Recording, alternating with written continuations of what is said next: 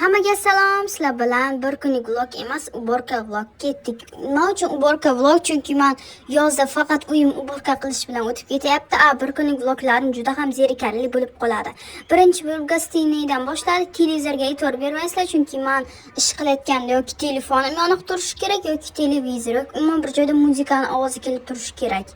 Shunday qilib, men gostiniyani tozalab boshladim. Bu yerda stolning tagiga e'tibor bermaysizlar, chunki bu har kuni foydalanadigan narsalarimiz shu yerda turadi.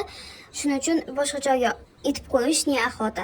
Birinchi borib stol ustini artib, eng chang bo'ladigan joylardan biri bu yer ham tozalab oldim va bu yer juda ham dog' bo'lib qolishi juda ham oson. Shuning uchun 2-3 marta artmasam bo'lmaydi. O'zimga ham qanday xalaqit tuyuladi. Ikkinchi joy chang bo'lib qoladigan, chunki doim derazamiz, eshigimiz ochiq turganligi uchun chang juda ham tez to'planadi va men har kuni artishimga to'g'ri keladi. Bu meni jonim jahonimni ko'rsatib ketyapman. Bu siz mensiz hayot yo'q. Короче, oshxonani ham bizda derazasi doim ochiq, shuning uchun juda ham chang bo'lib ketadi. Ayniqsa ana shu oqning usti va doim tuz narsalar qo'yadigani usti doim chang bo'ladi. Bularni yuvib bo'lgandan keyin bularni poslisini keyin qo'yaman. Bu yerga qaranglar, qanday reklama ketyapti.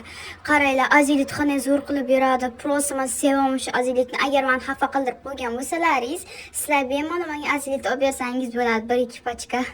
Undan keyin men vlajniy bilan onamning bolasini tozalashni boshladim, chunki bu kolonka faqat onam juda ham yaxshi ko'radi, faqat shuni changini artishimni so'raydi. Mana sizlarga stolni tagini ko'rsatib ketyapman. Voila, sizlarga rezultat qaranglar, qanday chiroyli. Faqat qizlamanda bunaqa narsa ish qilib bo'lgandan keyin prosta go'zal bir ko'rinadi ko'zimga. Keyin oxirgi etap bu yerni tozalash. O'zi ko'p joylarni tozalaganman, lekin video olish nihoyatda menga, chunki 5 minutga qiladigan ishimni 15 minutda qilaman video bilan.